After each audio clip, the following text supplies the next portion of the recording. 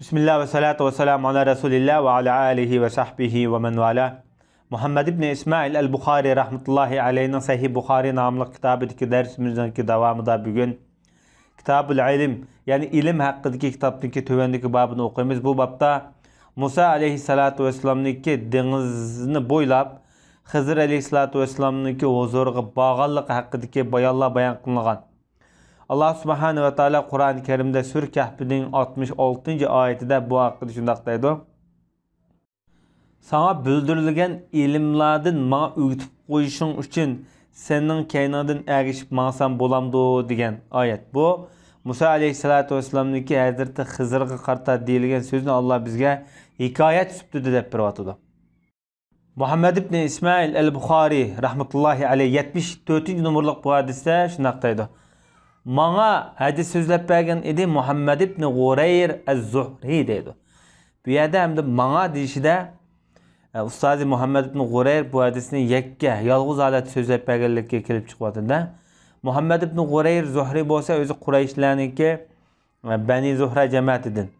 Yani sahabalardan Abdurrahman ibn Avf degen sahabiniki evladı bulur bu kişi. İsmi Muhammed ibn Gureyr İbrahim ibn Abdurrahman ibn Avf namıyla.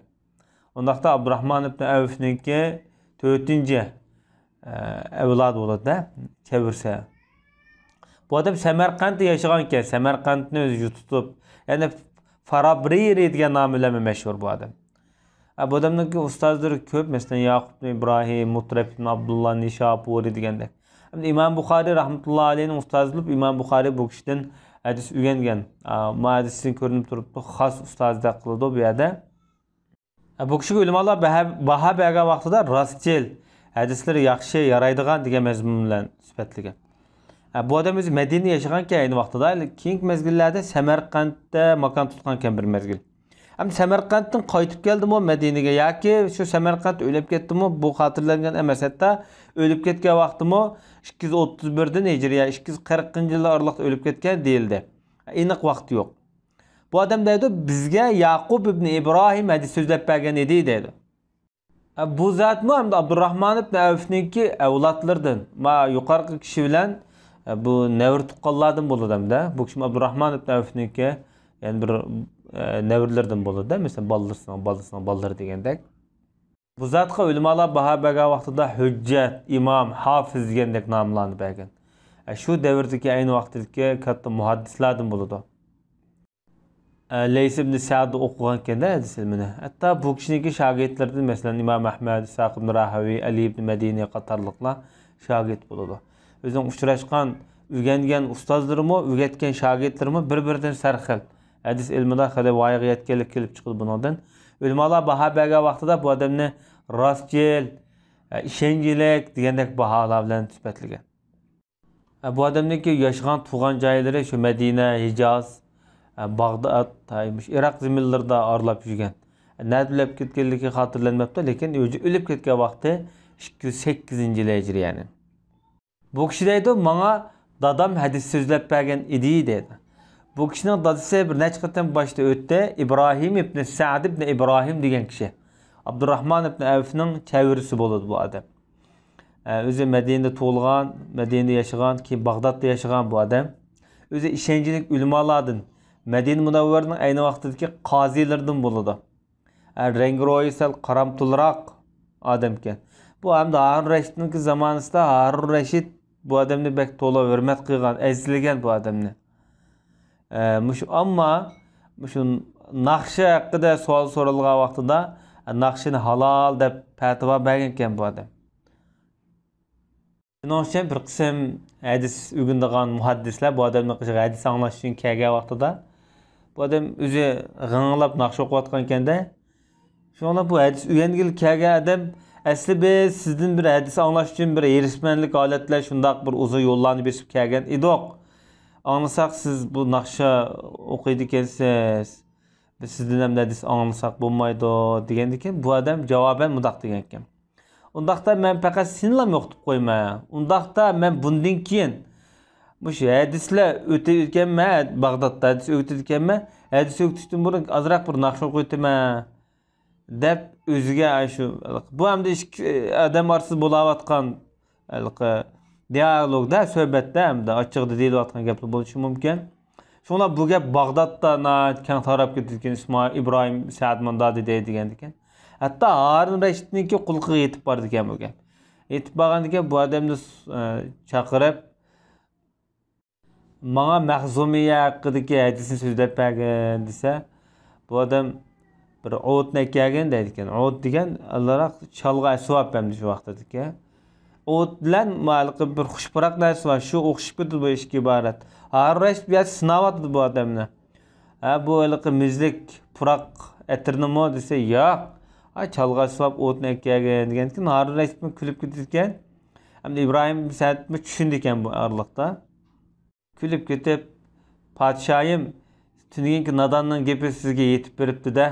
Ben bu qasam qilishga majburlab qo'ydi bu nadon galvon" deb shu so'zni qilib, tuvanda bir kupletlik bir naqsh o'qib ekan.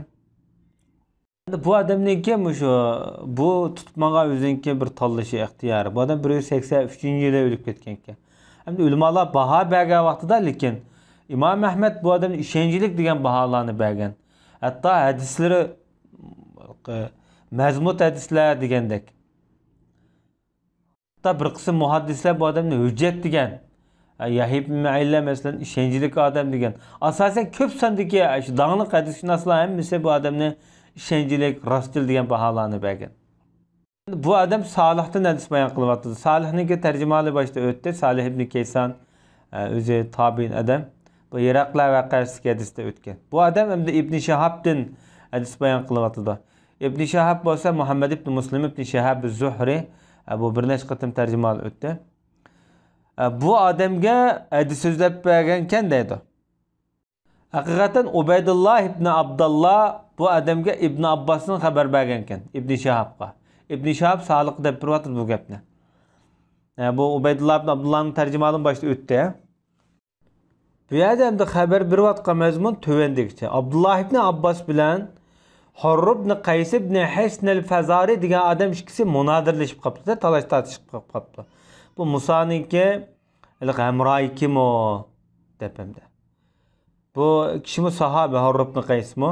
Payg'ambarimiz Tabukdan kelgan vaqtda kelgan. Ba'zan mesela tabiin debdi, lekin bu odam sahoba ekanligi kuchliroq hamda. Şuna Abdullah ibn Abbas debdi, bu Musa'nın o do'sti Xizrdi debdi.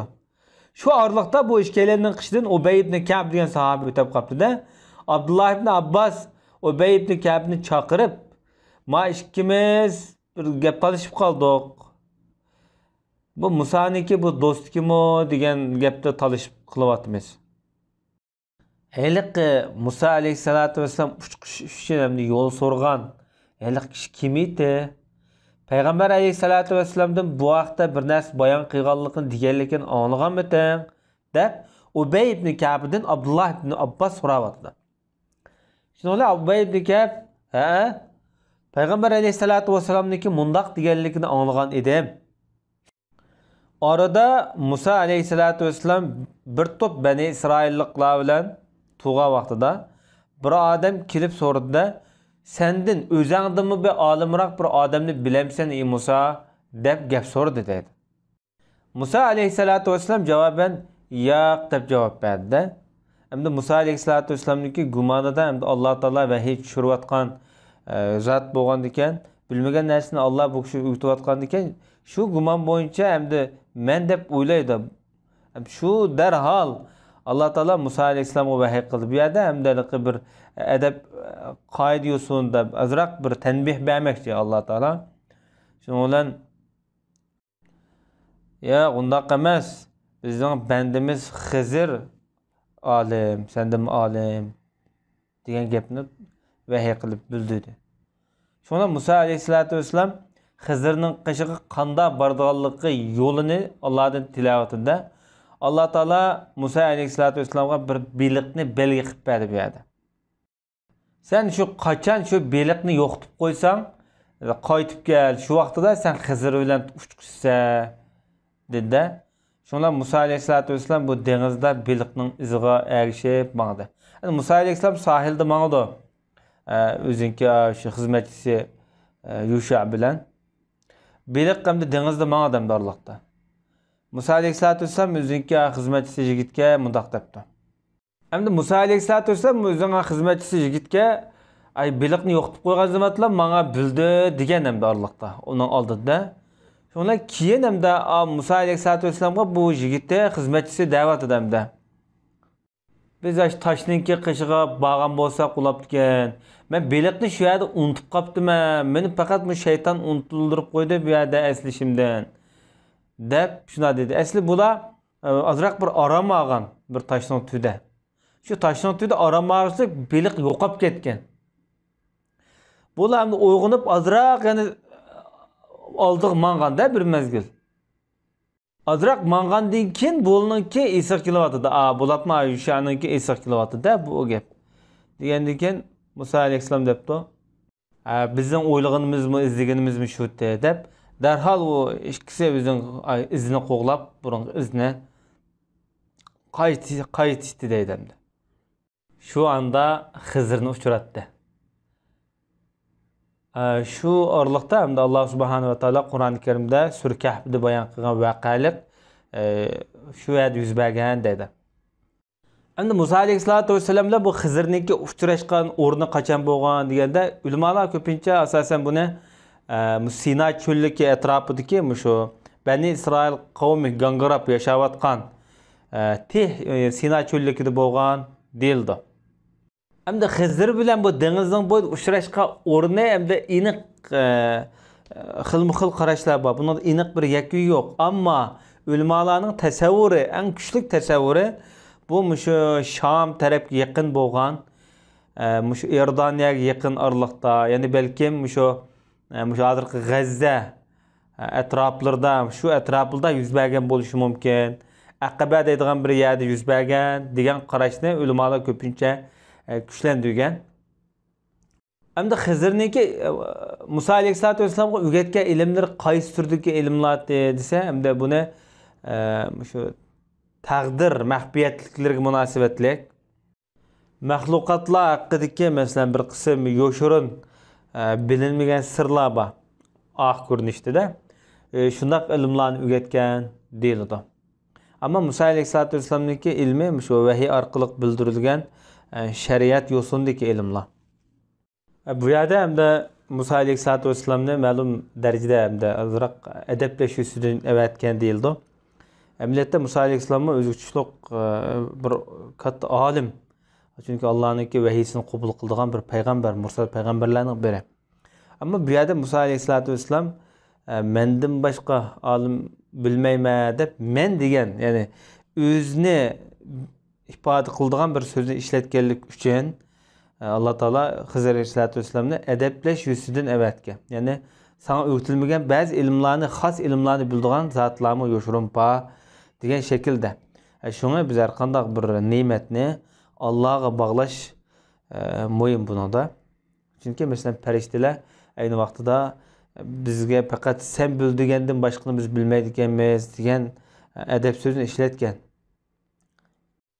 Ulamolar bu hadisda bir qancha xil yakunlarni ilib aytgan. Bu hamda Imom Buxoriy rahmatullohi alayhi bu hadisni bu yerga akilish haqidami, hamda ilm o'rganish haqidagi adab axloq qoidalarini bizga ko'rsatmoqchi bu orqali.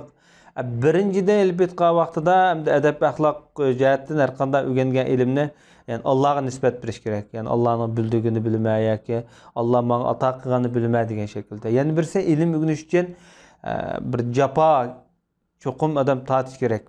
Mesela Musa alayhissalatu vesselam nurg'un charchashlar bilan dengizning bo'yida iqboli bilan masalan safar qilib bordi deymiz. Hatto bu ilm o'rganish jarayonida bu uzuqtilik ilib oldi shu orliqda, yeydiganga, ichdiganga. Hatto Musa alayhissalom Xizr bilan dengizda birga yurdi, ilm o'rganish uchun nurg'un safarlarni qildi.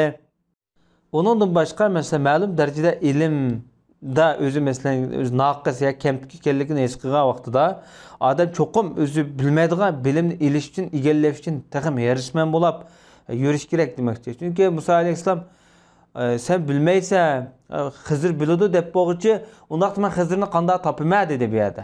Yani o'rganay demoqchi-da bu biz odam bo'lish sifatimiz bilan biz o'rganish tegishlik bir avval bu.